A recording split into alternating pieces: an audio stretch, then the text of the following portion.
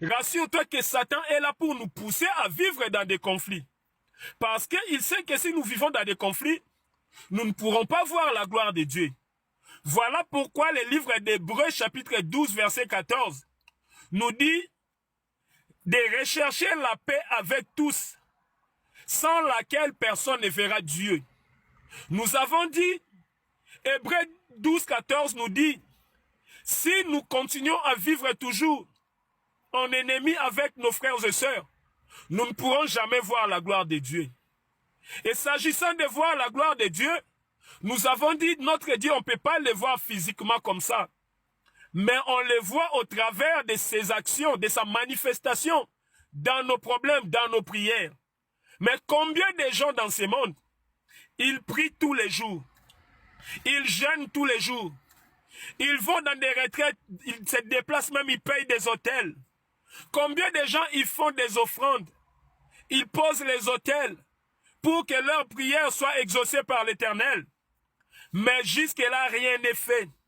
C'est tout simplement, mon frère, ma soeur, parce que le diable déjà t'a séparé de la parole de Dieu.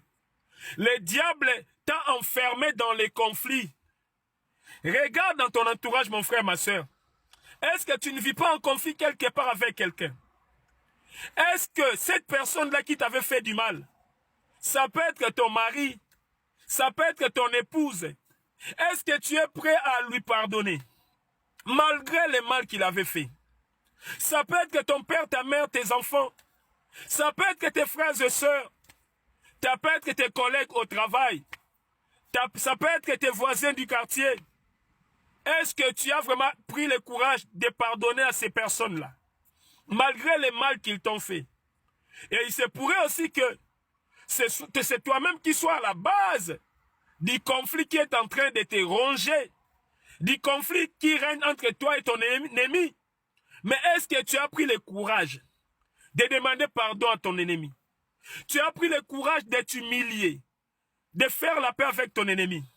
Laisse-moi te dire, mon frère, ma soeur, le diable ne te facilitera jamais la tâche, parce que son souhait est que tu entretiennes toujours les conflits entre toi et ton ennemi, que tu cajoles toujours les conflits entre toi et ton ennemi, parce qu'il sait qu'en cajolant les conflits, il sait que en embellissant les conflits, en embellissant les conflits, en cajolant les conflits, l'Éternel ne pourra jamais se manifester dans ta vie. Car Ésaïe 59, 1 et 2 nous dit, non, la main de l'Éternel n'est pas courte pour agir, ni son oreille lourde pour entendre, mais ce sont vos péchés qui l'empêchent d'agir. Ce sont vos crimes qui l'empêchent de vous écouter.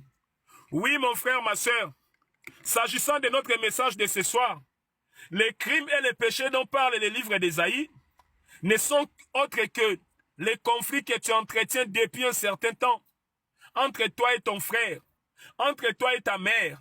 Oh, mon frère, ma soeur, pourquoi ce cœur de pierre? Pourquoi ce cœur de pierre? Voilà pourquoi, mon frère, nous allons expliquer maintenant ce que nous venions de dire tout à l'heure. Nous avons dit notre sous-thème de ce soir, nous l'intitulons « Les 3 étapes à suivre afin de régler un conflit ».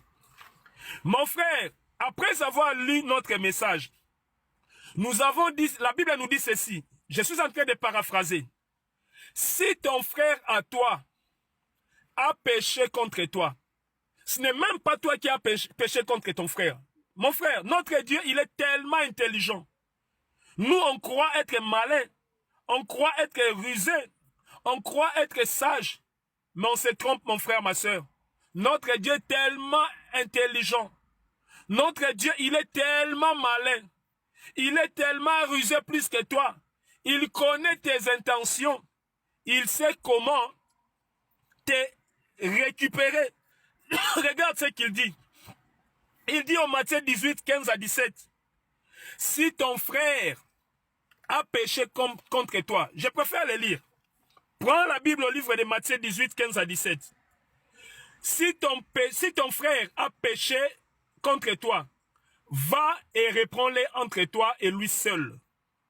S'il t'écoute, tu as gagné ton frère. Mais s'il ne t'écoute pas, Prends avec toi une ou deux personnes afin que toute l'affaire se règle sur la déclaration de 2 ou 3 témoins. S'ils refusent de les écouter, dis-les à l'église. Et s'ils refusent aussi d'écouter l'église, qu'ils soient pour toi comme un païen et un publicain. Oui, mon frère, ma soeur, la Bible dit ceci. Comme nous avons pris le temps de l'évoquer tout à l'heure là, ce n'est pas bon pour un enfant de Dieu de vivre en ennemi avec nos frères et sœurs dans ce monde.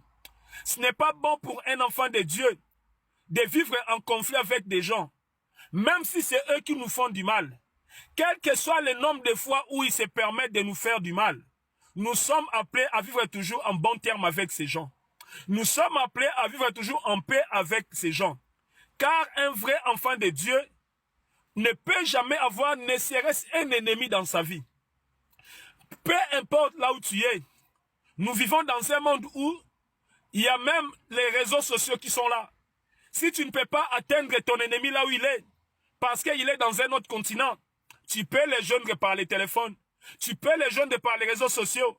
Tout ça, c'est dans le but de faire la paix. Car tu ne mérites pas d'avoir des ennemis, toi, enfant de Dieu. Rassurons-nous, en ayant des ennemis dans nos vies, nous n'allons jamais voir la gloire de Dieu.